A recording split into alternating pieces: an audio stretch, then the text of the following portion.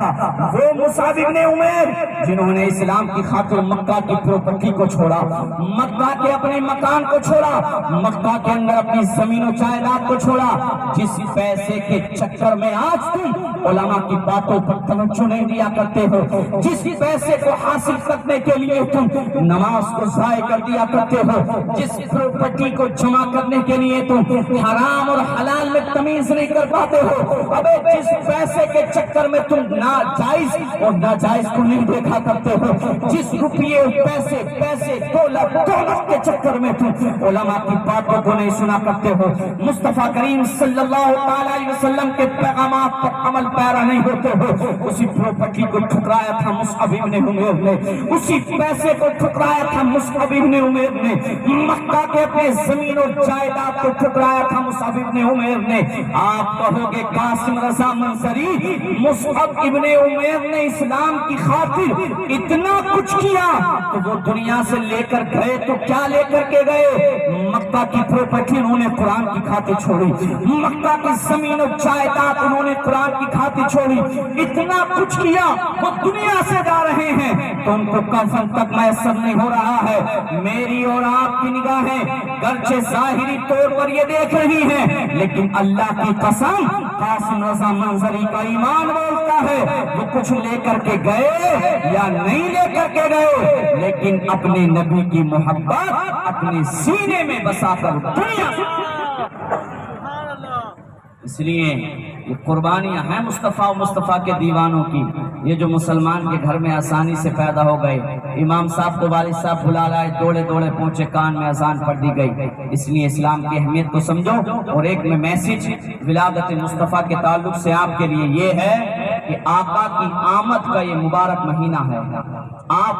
سیرت کمیٹی سے گزارش کرتا ہوں، آپ ماشاءاللہ محفل میلاد مناتے ہیں، جلوس محمدی بھی مناتے ہیں، لیکن ایک کام یہ کیا کریں، جیسے ہی میلاد کا مہینہ آیا کرے ایک کٹ تیار کریں، اس کے اندر کچھ فروٹس رکھیں، اس کے اندر کچھ پیسے رکھیں، اور آپ کے شہر وشاکھاپٹنم کے اندر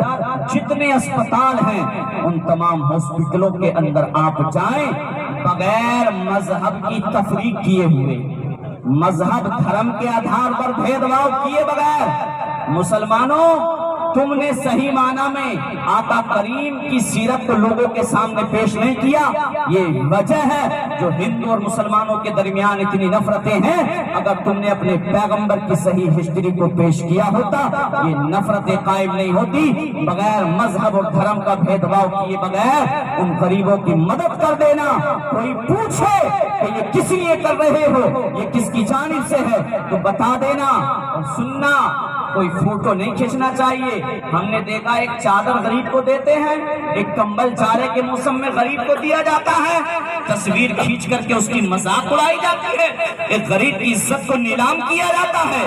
بغیر تصویر کشی، بغیر فوٹو کھینچے ہوئے غریبوں کی بغیر مذہب کو دیکھے ہوئے مدد کر دینا، لوگ پوچھیں گے کیا وجہ ہے آج، تو ان لوگوں کو بتا دینا کہ آج ہمارے مصطفیٰ کا میلاد ہے، غریبوں کی مدد کرو، یہ مصطفیٰ نے پیغام دیا ہے۔ غریبوں کو